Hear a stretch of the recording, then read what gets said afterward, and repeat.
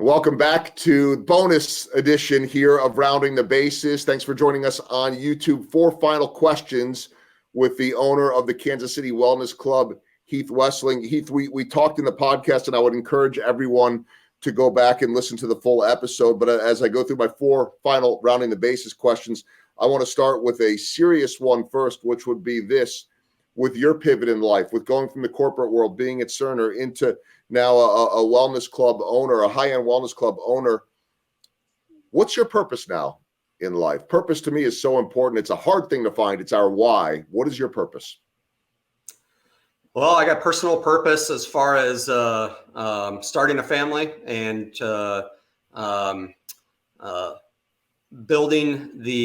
enjoying the opportunity I have here on this earth with others that I care about. Professional purpose, really, Joel, I'm very vested in ensuring that we as a human race transition into more utilization of our local communities to allow us to be more sustainable, to allow us to be more resilient to global shocks of any supply chains or global threats that may come our way. We live locally so much that we don't even realize it. And these few parts that we engage with globally, unfortunately, are the ones that end up hurting us. And we've been through 3 skyfall events in the last 19 years that have really hurt this country and this whole world. And I just want to help people realize that there are ways that you can easily transition your life to make yourself more resilient for any sort of adversity that may come your way. All right, second question as we round the bases. Your life change really happened when you were over in London. It's just interesting because it's not like you were a guy that suddenly stumbled into being healthy. You were active. You've always been physically active and an athlete.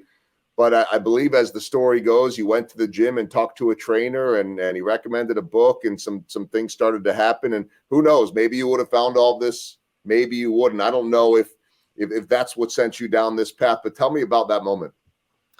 Yeah, I think the 2 biggest aspects of that moment is me being a young, naive person. I was just thinking, oh, this bad posture that was really bothering me. I'm stuck with this for life, right? There's no way I can change this. So the first thing that really opened my eyes was how simple he showed me how you can change your posture, how you can better it. And I thought, wow, I guess, holy cow, I guess I didn't realize you could turn things around that quickly. But then the second thing is he recommended a book, Paul Chek's book, How to Eat, Move, and Be Healthy, that after reading it, it's basically the Bible for how to become how to live in an optimal health way. And it was so easy to read and had a lot of truths and revelations in it that I did not know at that time. And so I just thought to myself, wow, if there's a guide out there from a health aspect, why can't there then be a guide from a lifestyle aspect to help people then clearly see how they can move in different directions without drastically altering their current state?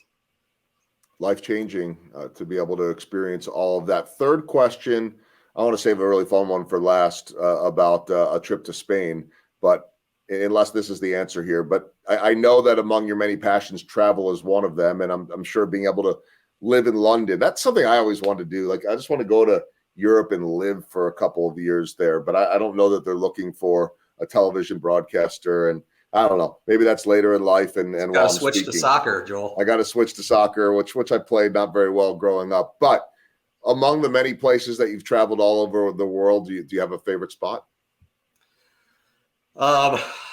I love one favorite spot is really hard. You can give me a few. I'm not going to hold you to it. Okay. Well, Austria, the country of Austria is the most beautiful country I've ever been to. I've been there, fortunate to be there several times. It literally is postcards everywhere you look. So when you talk about favorite spot, that's pretty tough to beat there. I'm a huge fan of some of that old school charm. So I love Amsterdam. I loved Rome a lot. And the beaches and sunsets of Thailand and the food of Thailand also is something that is my absolute favorite. All right, I got to add some places to the list. I've certainly been to London. I've been to Amsterdam. Heard great things about Austria. Need to get to Rome, so I'm going to add all of those to the list. Well, some of them are already on the list anyway. But that leads me to my walk-off question. It's a fun one. I love great stories. I love the unique stuff.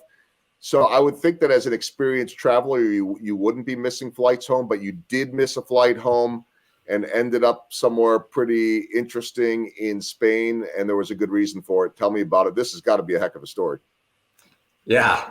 So I actually went to Pamplona, Spain, with the intention to run with the bulls, and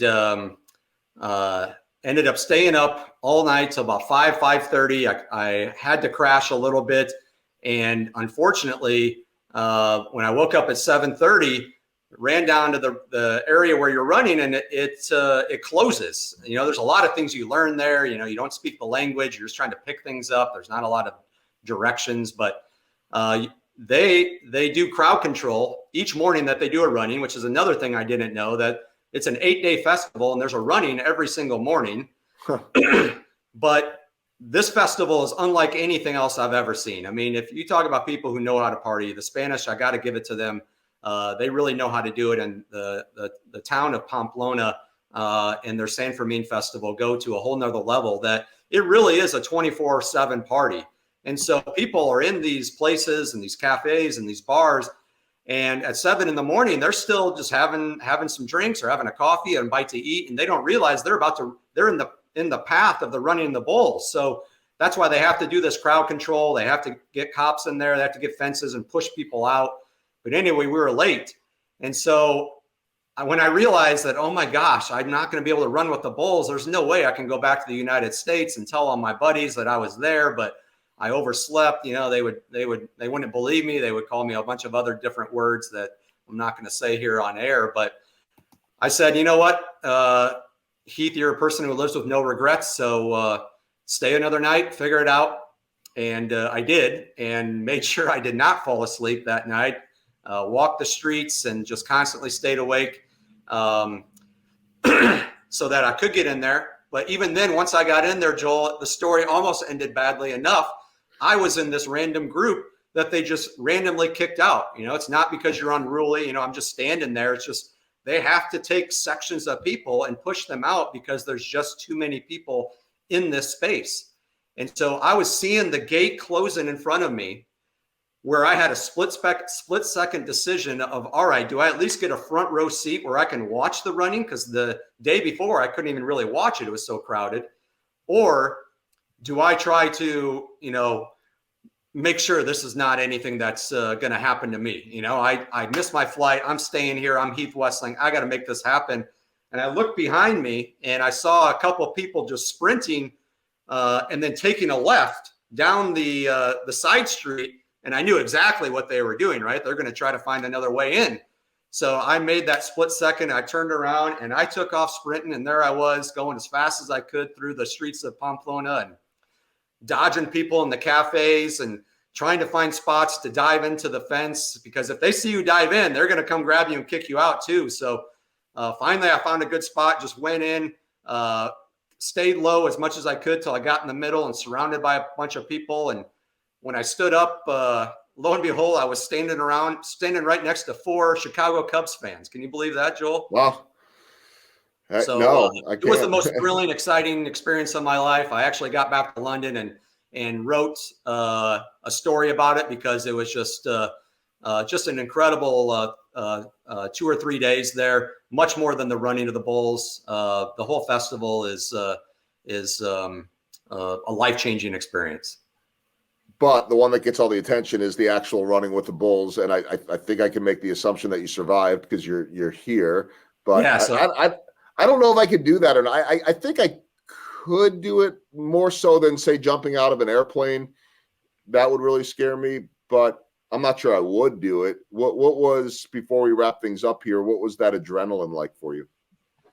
Well, I don't think it's ever been topped. It was really intense.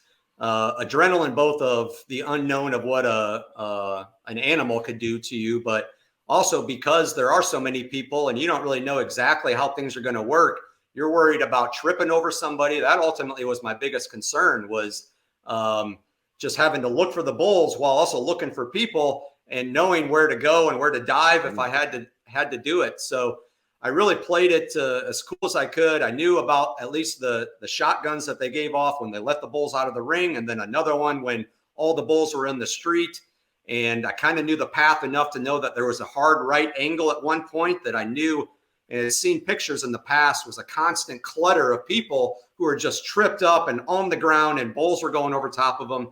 So I knew I did not want to be at that point when the bulls were arrived. So I stayed back and just kept trying to tell myself, Heath, hopefully you're doing the right thing. But finally, I saw a guy turn around, his face. He was on the top of the hill behind me. And so I knew he had just seen the bulls, because his face just completely changed. And they come a lot quicker than you think. They're a lot more bigger than I thought. They're a lot faster than I thought. So it's really over very quickly for you. They're past you pretty quickly. And I got about an arm's length out. I really wish I could say I touched the bull, but then again, I'm not really sure how proud I would be to say that, because maybe that's not really a smart thing or a good message to send to any young kids who are watching this. So at least I was there. I was doing it, and I didn't hop a fence. I didn't take anyone down. I didn't knock over grandma on the way. I did it with some integrity and honor.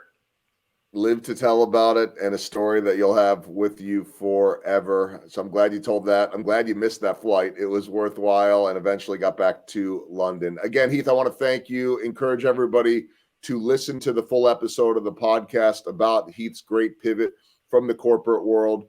He had been at Cerner and traveling around the world to owning a very elite wellness club. High end, I should say. Well, of course, it's elite. Great reviews, everything. KCWellnessClub.com in the heart of downtown Kansas City.